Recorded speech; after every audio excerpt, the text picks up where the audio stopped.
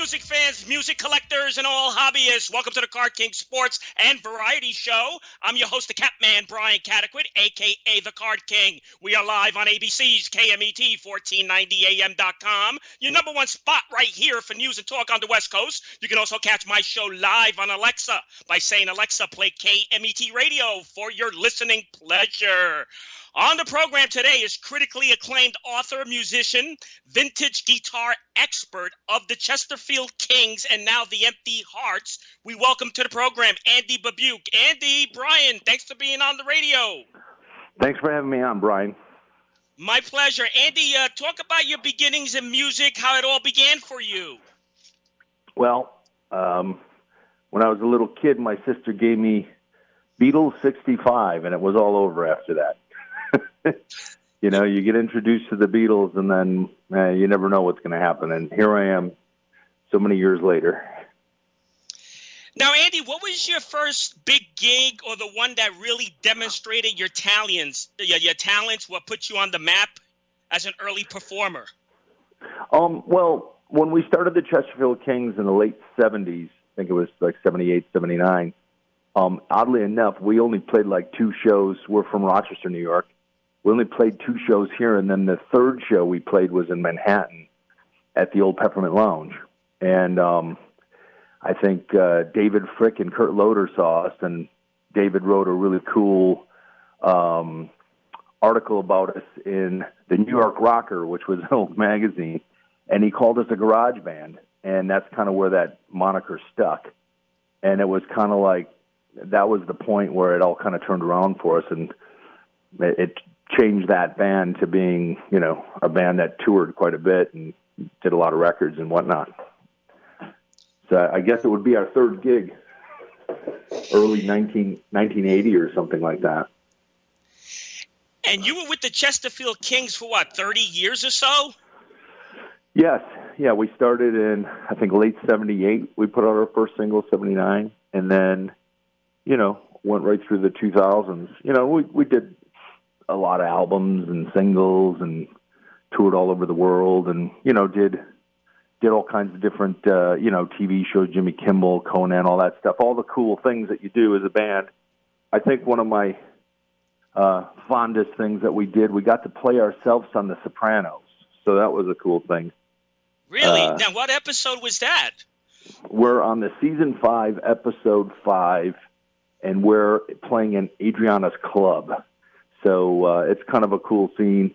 It was just such an honor, and, you know, because of our good friend, little Steven, and then, you know, working with David Chase and stuff. So it was kind of cool. Wow. Now I want to stay on the Chesterfield Kings for a bit. Let's talk about the Chesterfield Kings. How did the band form? How was the name chosen? Can you give us a little insight on that? Well, the name came from, you know, the cigarettes. And, you know, at the time we were looking for different band names, and we always like Paul Revere and the Raiders and like stuff like that. So our whole, you know, late 70s, like punk and new wave was kind of happening, and we weren't into that. And a lot of people used to call us like a punk band or a new wave band. And we're like, no, man, we're a 60s band. You're going to remember like 78, the 60s had just ended, you know, not even 10 years before that. So we were embracing that, you know, all the cool unknown things like, you know, the Seeds and, of course, the Beatles and the Stones and all the British invasion stuff. But a lot of the American cool stuff like the 13th Floor Elevators, the Moving Sidewalks, you know, the Chocolate Watch Band, all that stuff. We really embraced that, and that became like our repertoire. And then we started writing songs like that, and it kind of evolved the band. We got a big following really quick because nobody was doing anything like that. You know, and they say that we started that garage band revival or whatever, but I kind of blame it all on David Frick because he came up with that term in the New York Rocker. It was before anybody used that term, really.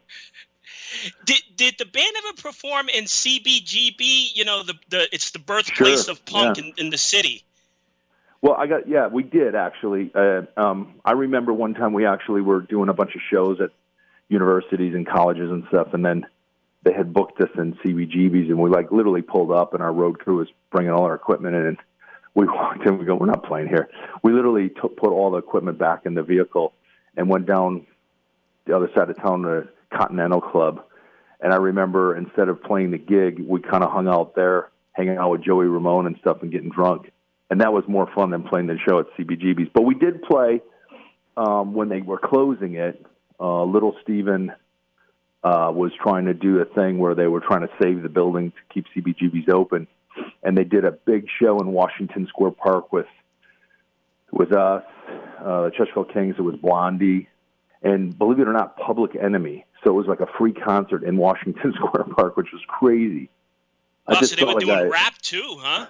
No, it was just a weird thing. I guess Public Enemy had played there early on, in their career. But I just ran into one of the guys from Public Enemy at the NAMM show, and he remembered the gig. It was kind of funny. And then we played there that night at CBGB's. We played the last show there. So you must have met a lot of these pioneers. I mean, you yourself is considered a pioneer in the field of punk. I mean, the Ramones, Blondie, Talking Heads, they all started at that CBGB spot. Well, I mean, we did a lot of shows with bands like that. Like, we toured with the Ramones. Dee Dee wrote a couple songs for us, like the song Baby Doll we recorded on, I think, our third album or something like that. I mean, we did a lot of shows like that. When we were in Europe, we'd do shows we're just friends with them. You know how it is when you play and, you play with other bands and you're hanging out backstage, you become friends with them. That's kind of how the Empty Hearts started. I knew Clem from years ago because we played shows with Blondie and stuff, and I knew Elliot and, with the Cars going and everything. And then, I knew Wally, from like 30 years ago. We did shows with the Romantics and stuff, and we'd tour together. And there was always that thing that you do when you meet like-minded people backstage and you say, hey, man, we should do something someday. And then, it never happens, and, years go by. And you stay friends socially. You call each other on the phone and see what the heck's going on and stuff. But, you never do anything. And then eventually I just had this idea, it'd be really cool. Wally, I think, he was out with Ringo in the All-Star Band. He was going to South America or something.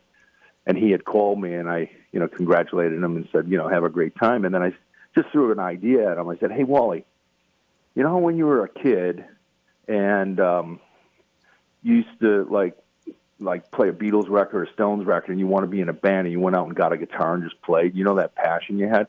We can't throw back the clock and be that age anymore, but mentally we're all still there. What if we all got in a room and started a band with some cool guys and just did something like that?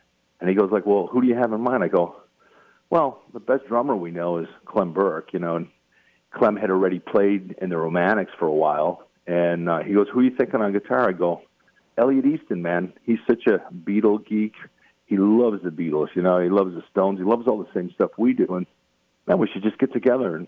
And he goes, well, yeah, it's a good idea, but, we all live in different cities. So he went off and did the tour, and then about a month later, he called me back when he got back to the States, and he said, hey, man, I've been thinking about that idea. We should really do it.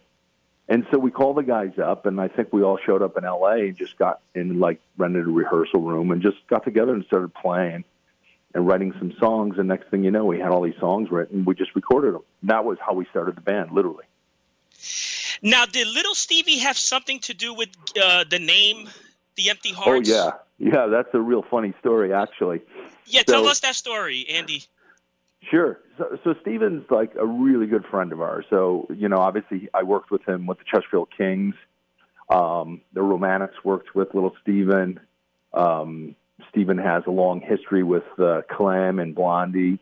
And so we're friends with the guy. And as a band, we're working on stuff and we're getting all this material, and we're looking at each other. Geez, what should we call our band?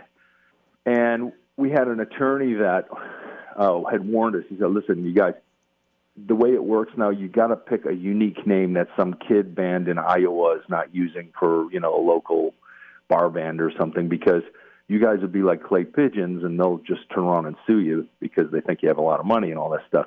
You'll be really careful what you choose." So every name we would think of that we thought was cool, we look it up on the internet. There's some band somewhere using it, right? So then we started reaching out to friends that we trusted. we even reached out to Andrew Lou Goldham, a lot of different people. Hey, man, you got any cool names for a band? We need a name. We can't think of something that's not used. And so we called up Little Steven, and he really loved the idea of the band. And he said, okay, I'm going to do something I don't do for anybody. I got a secret list of like 20 names that I've never given to anybody that I'm just saving for a cool band name. I'll let you guys take a look at it. So he sent it over. So we look at it, and there were some really bitchin' names on there. So we thought, okay, let's take a look at this one. And then we look it up on the internet. It's taken. And this one, they're all taken. So I call Steven up. I go, Steven, you're not going to believe this, but all these bitchin' names you have, they're all used. Somebody's using it. He goes, no way, no way. So he actually had his assistant look it all up because he wanted to make sure, and he was all pissed. So another month goes by. We're still like rehearsing. I think at that point we were actually recording, and I get a text message late one night from Little Steven, and it's like, do you freaking guys got a name for your band yet? And, just like Silvio Dante would be, it's because Steven's like that, And I just reply to him with the text, no. And he sends a text back. You're going to be called the Empty Hearts, I said so. And that's all it said. So I copied the whole text, and I sent it to the other three guys, and I said, hey, guys, I just got this from Little Steven. In case, like, any of you guys want to argue with Silvio Dante, be my guest. Other than that, I guess we're going to be called the Empty Hearts. And literally, that's how we got our name. Wow, so great. Little Steven christened the name, the Empty Hearts. Yeah, you can't really argue with the guy, He actually researched it, made sure nobody was using it. And we were kind of shocked as it was a great name, and nobody really ever used it. So we're like, yeah, great, Amazing. What a We're way to talking get a name for a band. author, musician, Andy Babiuk. Andy, we'll get back to the Empty Hearts, but you also have a passion for vintage guitars. Is that correct? Oh, yeah. Yes, sir. So how did that passion develop for you? Well, I've always been into guitars since I was a kid, and then I worked in a guitar store for years. And then about 15 years ago, I started my own guitar store, Andy Babiuk's Fab Gear, here in Rochester, New York. And it spins off also in the 90s, I wrote a book called Beatles Gear, and it was a complete history of all the equipment the Beatles ever used. So when I was working at a guitar store, obviously here I'm in the Chesterfield Kings. We're trying to sound like stuff from the 60s, so we quickly figured out you got to buy, Rickenbacker guitars, Hofner basses, Fender amps, certain Vox amps, stuff so you could sound like it, but it was never really 100% quite there. So I used to just aggressively study what bands like the Beatles and the Stones did. And so I wrote this book, Beatles Gear, which is a complete history of everything they used on every record, every live show. And I was very fortunate to be able to work directly with the Beatles and photograph all their equipment. And so the books, did really well. And because it did so well, then I wrote a book called Rolling Stones Gear and worked directly with the Stones and did the exact same thing, cataloging, everything that they ever used. And I was fortunate to, they let me photograph all their stuff. I went through all of Keith's stuff and Charlie's stuff and Bill Wyman's stuff. So it was great. It was a lot of fun. But historically, I thought it had to be done because 100 years from now, we're going to still have that music, but everybody will wonder, how the heck did they do it? And now there's a written document about it. Yeah, and what in my field of memorabilia auctions, I've heard that you had the opportunity to authenticate John Lennon and Dylan's guitars. Can you talk a little bit about that? Those two guitars, I believe, sold at auctions, right? Yes, for millions. One of my fortes is vintage stuff, so I just know quite a bit about vintage guitars, amplifiers, and stuff. So I'm a staff consultant to Rock and Roll Hall of Fame. I have been since they opened.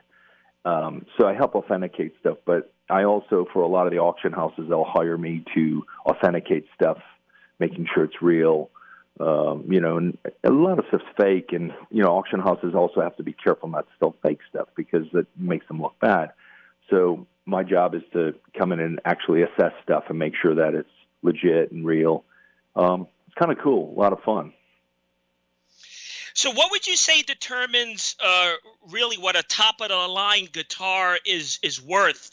Of course, if the performer is well known, it's definitely going to increase in value.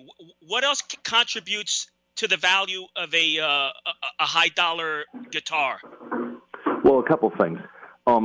First of all, how like what the market, like if a Les Paul, the 59 Les Paul, a lot of guys want that guitar, but they only built a finite amount of them, which wasn't very many. And so there's only X amount of them that exist, but everybody wants it, so the demand's high, so that levies the price. Just supply and demand. But it has to be something that's popular, and if there's less of them available, then obviously it soars the price. But then when you put into the equation somebody like, John Lennon playing it or something like his Gibson J160E, when it came across, because it's John Lennon and he wrote, I Want to Hold Your Hand and She Loves You on it and stuff. I mean, then all of a sudden it becomes like super valuable, and like, then everybody wants it because it's then a piece of memorabilia as well. So twofold. So there's a lot of parts to the equation, but it's weird because I just kind of take it for granted that everybody knows that, but I guess they don't. I just know it because I've been doing it so long. So it's fun. I actually enjoy doing it. So do you enjoy being an entrepreneur? Is the business good? Because I noticed online, I saw your website. You have a nice variety of guitars, a lot in stock. Well, yeah. We have like a really cool shop. We're a major dealer for a lot of the major brands, but then we do a lot of vintage stuff. Yeah, I mean, listen, the one common thread people always ask me, I do lectures for the books and stuff, so at universities and stuff, and a lot of times the professors will ask me to speak to like a music business class or something. And one of the things I kind of point out, and they ask me to compare it to, how my career's been, the common thread of everything that I've done has been music. So whether it's playing out, touring, working with guitars, selling guitars in my own shop, or, consulting, historic stuff, writing books about guitars, the common thread is music. And so, I don't know, I just kind of managed to have fun doing it. That's kind of my mantra. I got to have fun or else I'm not going to do it. I tend to have fun. Yeah. Now, you also wrote another book. Is this correct? The story of Paul Bigsby. Can you talk a little bit about that? Sure. Fred Gretsch, the Gretsch family owns Bigsby, or owned it. And everybody thinks it's the vibrato system that, he's famous for, which he is. But what he should actually be credited for is that he built the first solid body electric guitar as we know it. So he built it for Merle Travis, and actually Lil Fender copied it, from Paul Bigsby. They were friends. Les Paul told me that Paul Bigsby, Lil Fender, and he would hang out in his backyard in California and get drunk, drinking beer and stuff. And that's where all that germinated from. But I got a lot of crap for that book when it came out, because most guitar collectors that aren't as educated in the history of the guitar, they think that like Les Paul or Leo Fender invented the solid body guitar. They did not. It was actually Paul Bigsby. So the book is a historical document that kind of goes through the whole thing, which is kind of cool. All right, now let's talk about the Empty Hearts new release, which was yesterday. Can you talk a little bit about that? Sure. The song is called Remember Days Like These. That's the A side. And the flip side, which won't be on our upcoming album, it's an unreleased song, but it's now released on the 45. It's called Tell Me Reasons Why. On the A side, we're really fortunate to have Ringo Starr play drums on the song, so we're super excited about it, and it was such a cool thing of Ringo to do for us. And we have a couple of minutes of the song. Sean, can we play The Empty Hearts?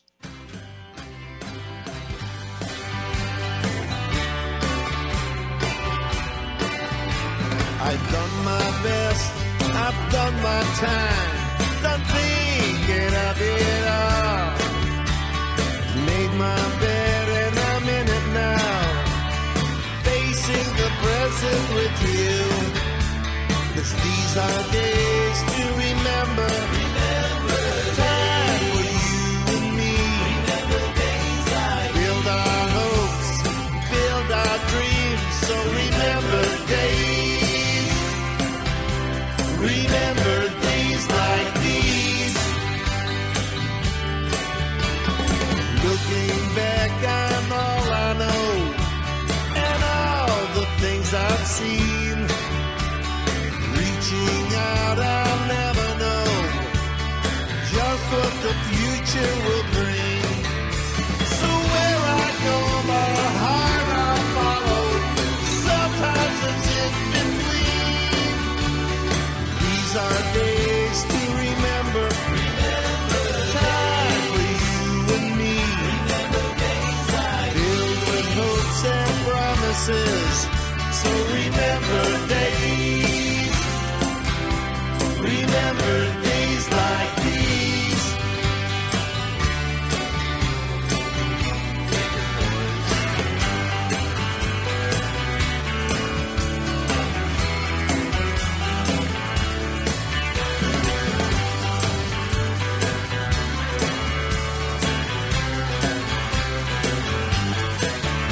So where I go, my heart I'll follow.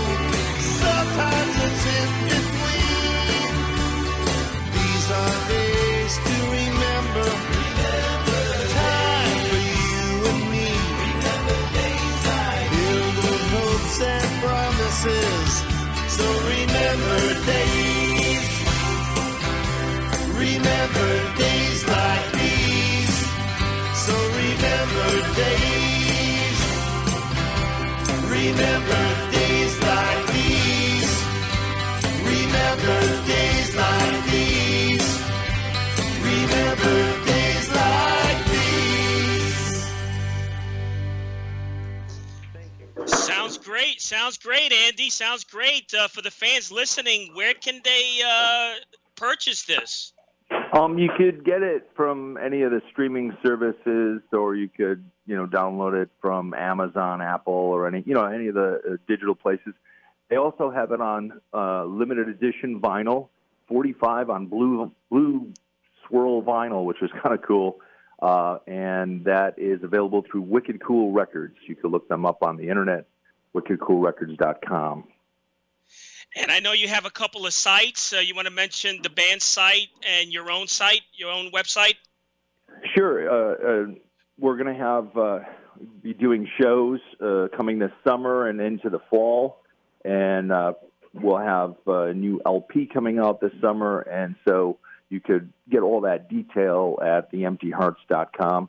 And if you want to visit me online or send me an email, you could find me at andybabuksfabgear.com. And if they want to purchase your 3 books, they can do that right on your website, right? Sure, yeah, of course. Now, I also notice on your website that you do appraisals. How does that work? Well, if the person is local, they send me they bring the instrument in. But if they're not, local, they send me detailed pictures, and then we write up an appraisal, and it's good for insurance and stuff like that. So a lot of people do that, so we get pretty busy doing that quite a bit. Sounds good. And your upcoming show, let's see, when is your upcoming performances? They'll start this summer in July, and then, of course, we'll have the LP coming out, full-length album. We're very excited about. It'll also be on Wicked Cool Records, Orchard. And, we'll be out promoting it, and we look forward to doing shows and seeing all our fans come out and visit us.